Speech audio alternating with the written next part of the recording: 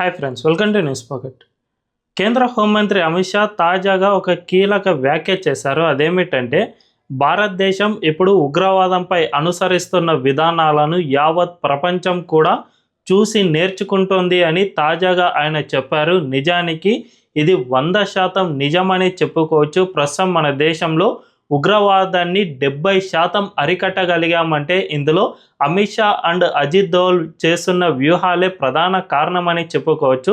వీళ్ళిద్దరూ కూడా ఉగ్రవాదంపై జీరో టాలరెన్స్ అనే విధానాన్ని అవలంబిస్తూ ఉన్నారు. గతంలో మనం ఒక్కసారి చూసుకుంటే ఉగ్రవాద కార్యకలాపాలకు పాల్పడే తుపాకులను పట్టిన వాళ్ళు అండ్ స్లీపర్ సెల్స్ ఇలాంటి వాళ్ళను మాత్రమే అరెస్ట్ చేసేవారు. కానీ ఇప్పుడు అలా కాదు.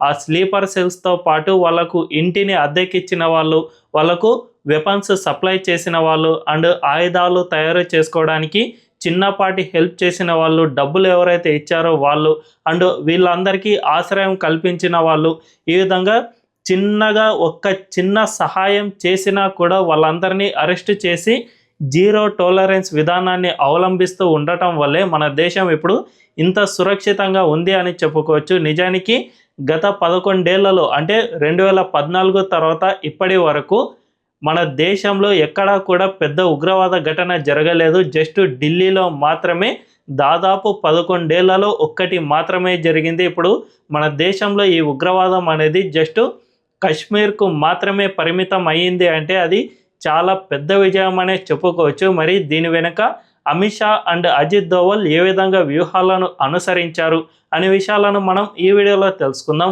అంతకంటే ముందు ఈ వీడియోను లాస్ట్ వరకు చూడండి. ఇందులోని కంటెంట్ కనుక మీకు నచ్చినట్లయితే ఖచ్చితంగా మా ఛానల్ను సబ్స్క్రైబ్ చేసుకోండి అండ్ బెల్ ఐకాన్ క్లిక్ చేయడం అస్సలు మర్చిపోవద్దు.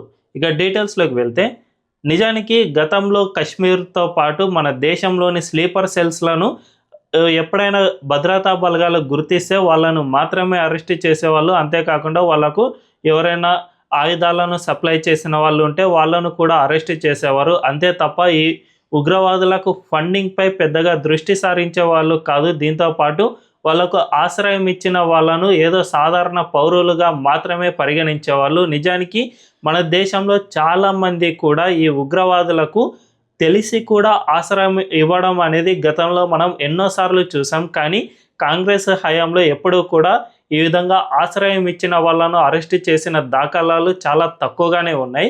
కానీ అమిత్ షా అండ్ అజిత్ దోవల్ వ్యూహాలో అలా కాదు. ఎవరైనా ఆశ్రయం ఇచ్చినా చివరికి వాళ్లకు ఒక్క పూట తిండి పెట్టినా కూడా అరెస్ట్ చేసి బొక్కలో వేసి పూర్తి విచారణ జరిపిన తర్వాత వాళ్లకు ఏమీ తెలియదు అని భావించినప్పుడు మాత్రమే వాళ్ళను వదిలిపెట్టేస్తున్నారే తప్ప లేకపోతే ఖచ్చితంగా వీళ్ళందరినీ జైల్లో వేసి తీరే వరకు ఎక్కడా కూడా శ్రమించడం లేదు. సో ఈ విధంగా ఉగ్రవాదంపై అన్ని 360 డిగ్రీస్లో వీళ్ళను ట్యాకిల్ చేయడం వల్ల మాత్రమే ఒక మాడ్యూల్ ఎప్పుడైనా బయటపడితే అది పూర్తిగా బస్ట్ అయిపోతుంది.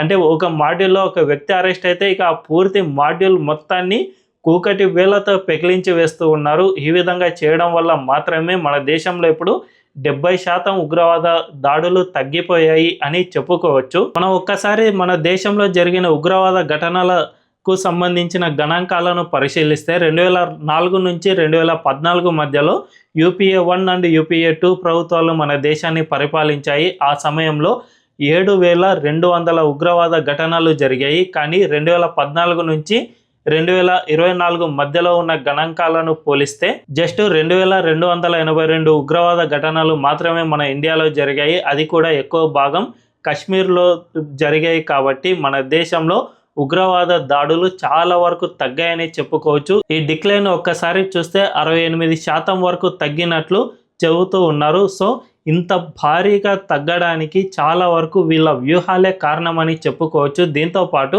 మన దేశంలో కేంద్ర హోంమంత్రి అమిత్ షా ఉన్న సమయంలో పెద్దగా ఉన్న UPA చట్టాలను అండ్ NIA చట్టాలను మరింత కఠినతరం చేస్తూ వాటిని పర్ఫెక్ట్గా యూజ్ చేస్తూ వస్తూ ఉన్నారు. మనం కాంగ్రెస్ హయాంలో ఒక్కసారి చూసుకుంటే అప్పట్లో పోటా యాక్ట్ అనేది ఉండేది, ప్రివెన్షన్ ఆఫ్ టెర్రరిజం యాక్ట్. దీన్ని ఉగ్రవాదులకు వ్యతిరేకంగా ఇందిరాగాంధీ తీసుకువచ్చారు. అయితే దీన్ని కాంగ్రెస్ ప్రభుత్వం సరిగ్గా ఉపయోగించలేకపోయింది. ఎందుకంటే ఈ టెర్రరిజం యాక్ట్ వల్ల ముస్లింలను అణిచివేస్తూ ఉన్నారు అనే విధంగా అప్పట్లో ఒక నరేటివ్ అనేది బిల్డ్ అయిపోయింది. దీన్ని కాంగ్రెస్ ఎక్కడికి కూడా ట్యాకిల్ చేయడానికి ప్రయత్నం చేయలేదు. దీంతో ఎవరిని అరెస్ట్ చేసినా కూడా ఇది ఒక ముస్లింలను అణిచివేసే ప్రక్రియగానే భావిస్తున్నారు అనే ఉద్దేశంతో కాంగ్రెస్ ఈ చట్టాన్ని పూర్తిగా ఉపయోగించుకోలేకపోయింది. కానీ ఇప్పుడు కేంద్ర హోంమంత్రి అమిత్ షా అలా కాదు, మన దేశంలో ఉన్న యూఏపీఏ చట్టాలు అండ్ ఎన్ఐఏ చట్టాలను చాలా పకడ్బందీగా ఉపయోగిస్తూ ఉన్నారు.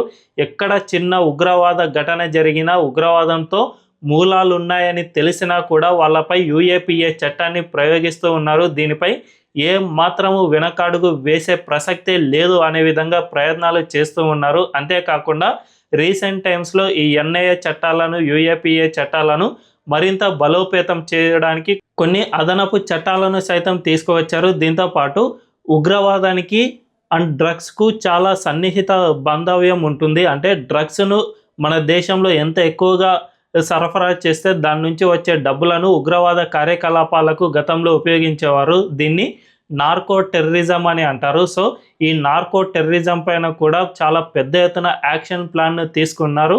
ఒక్కసారి మనం మణిపూర్, మిజోరాం ఇలాంటి రాష్ట్రాలకు వెళ్తే అక్కడ ఓపీఎం కల్టివేషన్ ద్వారా పెద్ద ఎత్తున ఈ వేర్పాటువాద బలగాలు ఈ డబ్బులను తీసుకునేవి. సో అక్కడ ఓపీఎం కల్టివేషన్ పై కూడా పెద్ద ఎత్తున యాక్షన్ ప్లాన్ తీసుకుని వీళ్ళకు వచ్చే డబ్బులన్నిటినీ సరఫరాను పూర్తిగా తగ్గించి వేశారు.